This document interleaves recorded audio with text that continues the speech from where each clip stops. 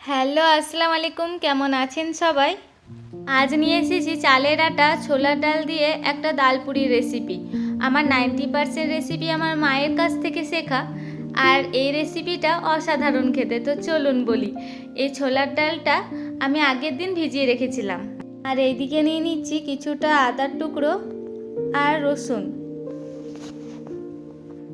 এরপর দিয়ে দেবো কাঁচা লঙ্কা আর গোটা গোলমরিচ। আপনাদের কাছে যদি গুঁড়ো থাকে সেটাও ইউজ করতে পারেন।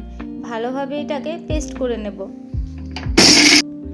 এখানে প্রেসার কুকারের মধ্যে ছোলার ডালগুলো নিয়ে নিচ্ছি, তারপরে অ্যাড করে দেব জল আর ওই বাটা মশলাটা, তারপরে দিয়ে দেব স্বাদ মতো লবণ।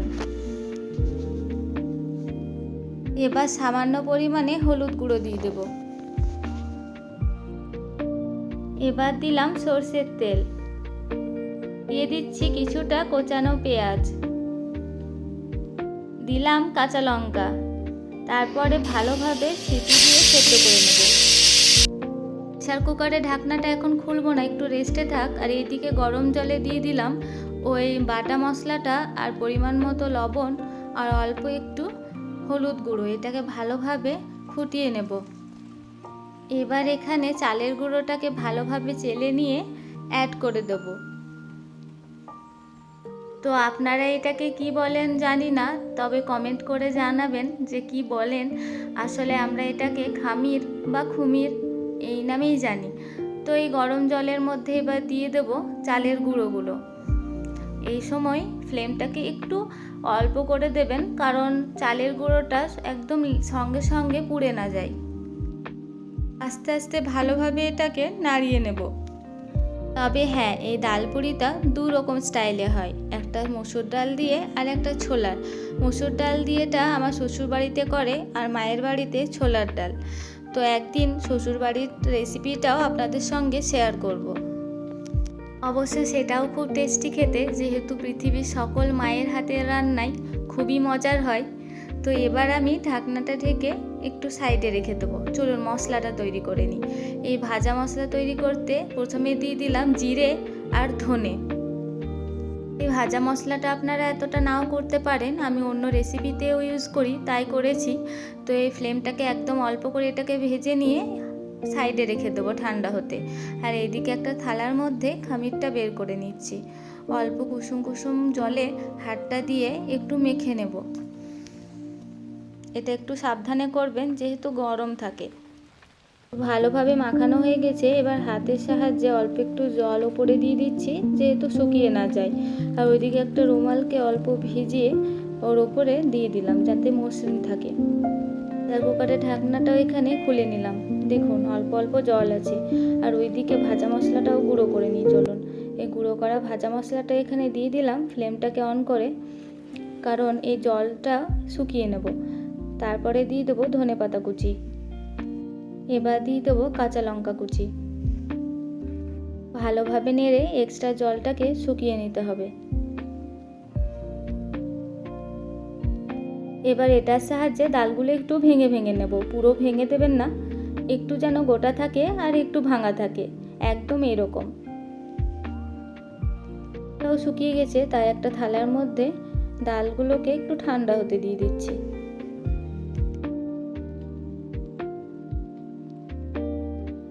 ডালটা এরকম দেখতে হবে। আর চলুন ওইদিকে খামিরটা এবার আর একবার ভালোভাবে মাখিয়ে নিই। আমার এই রেসিপিগুলো আপনাদের কেমন লাগছে অবশ্যই একটা কমেন্ট করে জানাতে কিন্তু ভুলবেন না। আর চ্যানেলটাকে সাবস্ক্রাইব করে দেবেন। আর যদি ফেসবুক পেজে দেখছেন তো পেজটাকে একটু ফলো করে দেবেন। একটা বড় সাইজের গোল করে লেচি কেটে নিয়ে এটাতে আটা মাখিয়ে এবার বেলে নেব বড় করে। এই দেখুন হালকা হাতে এটাকে বড় করে বেলে নেবেন, খুব একটা পাতলা করবেন না, একটু মোটা করেই ভালোভাবে বেলে নেবেন। এরপর একটা বাটি বা গ্লাস নিয়ে নেবেন, প্রথমে আটার মধ্যে দিয়ে তারপরে ভালোভাবে গোল করে কেটে নেবেন।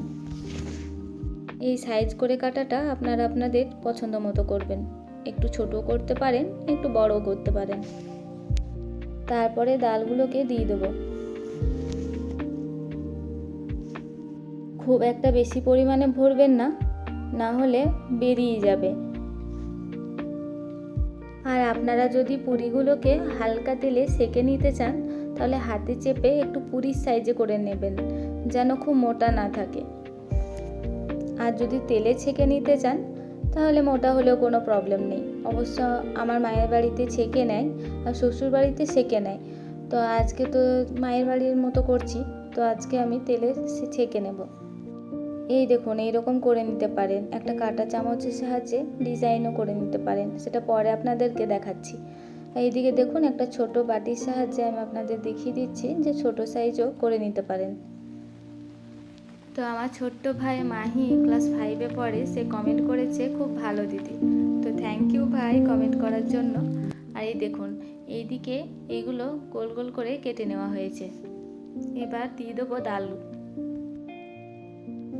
একটু চেপে চেপে নেবেন, না হলে পুরিটা ফেটে যাওয়ার সম্ভাবনা থাকে। তা আগেরটার মতো এইটাও ওই সেম প্রসেসেই করে নেব, তাই এটার আর ফুল ভিডিও দেখাচ্ছি না।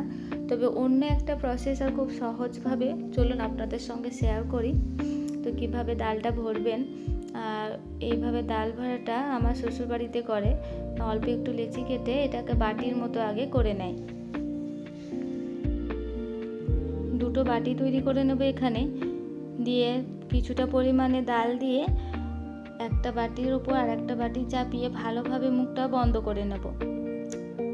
আমার শ্বশুর বাড়িতে এইরকম করে, তবে আমি এক্সট্রা একটা করলাম, ওই কাঁটা চামচ দিয়ে একটু ডিজাইন করে নিলাম।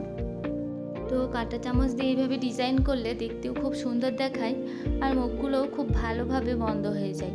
আমি সব পুরিগুলোই রেডি করে নিয়েছি একইভাবে, আর ওইদিকে তেল গরম করতে দিয়েছি। তেলটাও গরম হয়ে গেছে, এবার একটা করে পুরি ছেড়ে দেব। তো ফ্লেমটাকে মিডিয়াম টু হাই করলে কোনো প্রবলেম নেই, তবে আপনারা যদি দেখেন যে পুড়ে যাচ্ছে তাহলে লো টু মিডিয়াম করে দেবেন, কারণ ভেতরটা তো আগে থেকেই রান্না করা আছে, বাইরেটা ভালোভাবে ভাজা হলেই হবে। আর এই পুরিগুলো কিন্তু খুবই মুচমুচে হয় আর খেতে খুবই সুন্দর হয়, অসাধারণ লাগে খেতে। আপনারা অবশ্যই স্ন্যাক্সে বা ব্রেকফাস্টে অবশ্যই এটা একবার ট্রাই করবেন। গরম গরম রসগোল্লা, সেই যাই যে কোনো মিষ্টি দিয়েই এটা খেতে খুব ভালো লাগে। যেহেতু নোনতা আর মিষ্টির একটা কম্বিনেশন খুব সুন্দর, তো আপনারা অবশ্যই ট্রাই করবেন।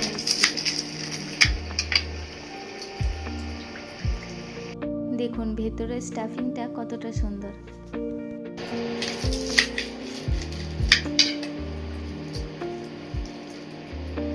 কতটা ক্রিস্পি আর কতটা লোভনীয় হয়েছে আপনারা অবশ্যই বুঝতে পারছেন। তো অবশ্যই একটা লাইক দিয়ে দেবেন। আমার হাতে গরম গরম মুচমুচে চালের আটার ডাল পুরি রেডি। আপনারা অবশ্যই একবার বাড়িতে ট্রাই করবেন। এগুলো তো আমি সব তেলে ছেঁকে নিয়েছি, আর সেঁকে কিভাবে নেবেন চলুন দেখাই। অল্প একটু তেল ব্রাশ করে এই পুরিগুলোকে সেঁকে নিতে পারেন। তবে হ্যাঁ, সেঁকে নেওয়ার ক্ষেত্রে পুরিগুলো একটু চ্যাপটা চ্যাপটা করে নেবেন, এই যেমন উঁচু হয়ে না থাকে, তাহলে কিন্তু ভেঙে যাওয়ার সম্ভাবনা থাকে। তবে আজ আসি, ভালো থাকুন, সুস্থ থাকুন।